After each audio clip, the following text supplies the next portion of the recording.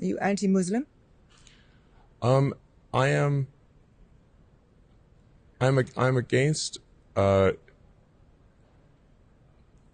having if people are coming to a country with antithetical views. I am against that.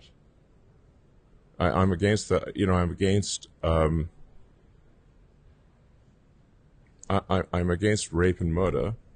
I'm against the imposition of rules and laws that are contrary to what we've come to accept in the West. And I think it's a crying shame that the sort of traditional media, like you, don't recognize this. You support not just the populist right, but the far right. In fact, very fringe parties in some countries. No, I support the normal people. Okay. What you call the far right, falsely. You think is the normal person. Okay. Yes. Literally, you could go back 10 or 15 years, and these policies were completely normal. What I think is quite funny is to like take a speech from Obama and Hillary, and then go to someone and say, who's sort of you know, on the sort of what I call the lunatic left, and say, what do you think of the speech by Trump? I'm like, oh wow, he's the worst person ever. Actually, that was a speech by Obama, or actually, that was a speech by Hillary.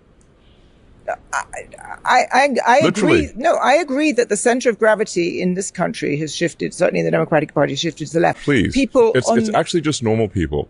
It's just normal people. It's just normal people, and here are the principles. And tell me which of these sound terrible. That we should have secure borders. That we should have safe cities. That we should have sensible spending.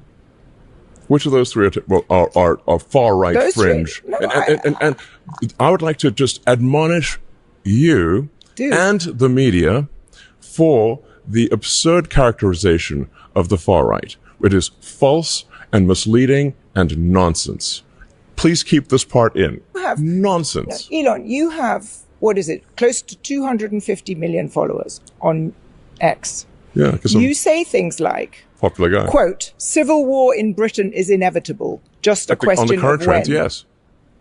I mean, when were you last in the UK? A few years ago. Exactly. So I live there. I'm there the whole time. That is nonsense. You live in a cloistered existence. No, I don't, actually. And the numbers also disprove what you say. What numbers? All the numbers about crime. London is a much safer city than any city in the United States.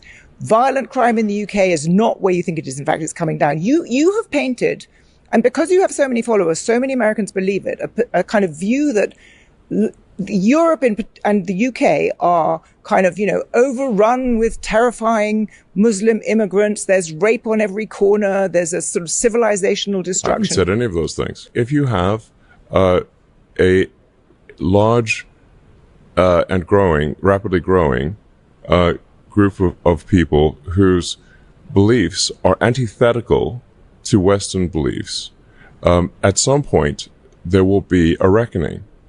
They will try to implement their views, and those who oppose it will oppose it, and that's what you call civil war.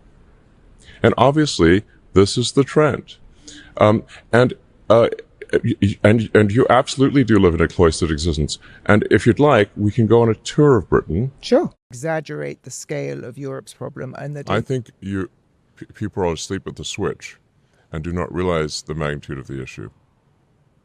I also think that your interventions, however well-intentioned they may be, risk making Europe's problem a lot worse. How?